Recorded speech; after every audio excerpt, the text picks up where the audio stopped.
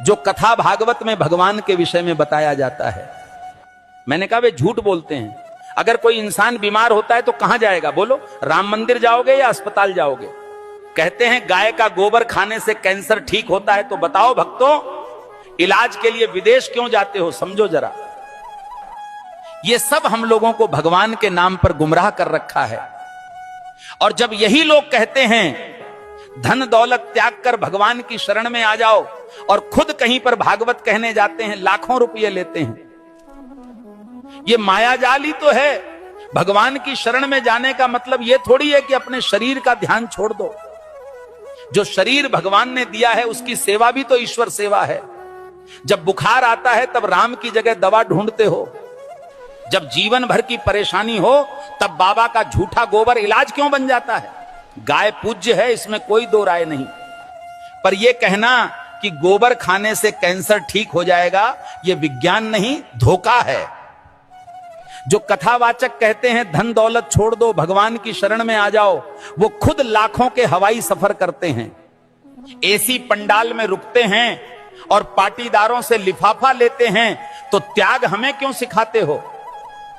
तपस्या की राह हमें क्यों दिखाते हो, जब खुद तुमने उसका कोई अनुसरण नहीं किया?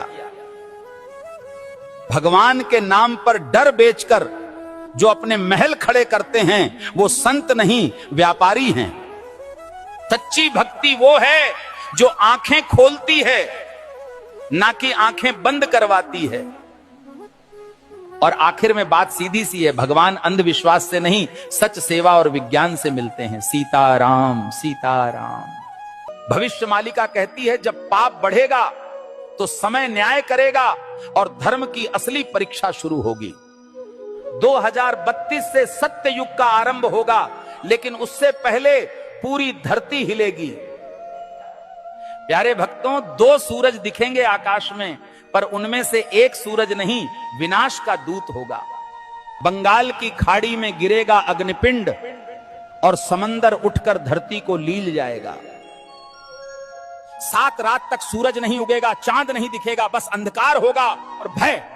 जिसे तुम प्राकृतिक आपदा कहोगे, तीसरा विश्व युद्ध दस्तक दे चुका है। शब्द नहीं, अब शस्त्र बोलेंगे। भारत पर हमला होगा, परंतु धर्म की धरती कभी झुकेगी नहीं, क्योंकि भगवान कल्कि का अवतार होगा। जो शरण में आएगा बच जाएगा, जो अभिमान में रहेगा मिट जाएगा। प्यारे भक्तों, भविष्य मालिका चेतावनी नहीं, ये वक्त की आवाज है। जो सुन लेगा वही कल को देख पाएगा। धर्म अब उपदेश से नहीं बचेगा, धर्म बचेगा तो तुम्हारे कर्म और श्रद्धा से। जो अब भी सो रहे हैं, समय उन्हें जगाएगा नहीं, बल्कि बहा देगा इतिहास की धूल में। अब भी समय है भक्तों, या तो धर्म के साथ खड़े हो जाओ या अधर्म के साथ डूब जाओ। कल सऊदी अरब में आयोजित मेरे सत्संग के दौरान एक भक्त ने मुझसे एक दुखद प्रश्न किया। भक्त ने प्रश्न किया, गुरुजी, क्या राखी बांधने से बड़ी बात यह नहीं कि हर औरत को बहन समझा जाए?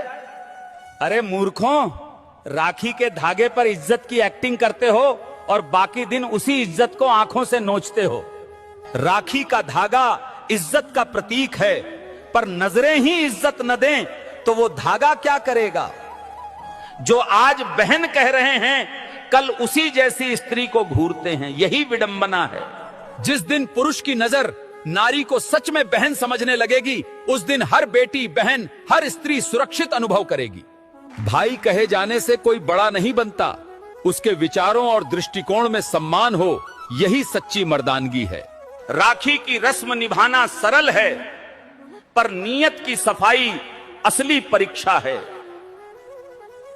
हे प्रभु, जो स्त्री को देखकर गंदे ख्याल लाता है वो कभी भाई नहीं बन सकता। हर लड़की बहन जैसी लगे, ये सिर्फ कह देने से नहीं होता, जब तक मन से उसे बहन समझा न जाए। राखी कोई ताबीज नहीं है, ये चेतावनी है सोच को पवित्र करने की और नारी को नजर से नहीं सम्मान से देखने की।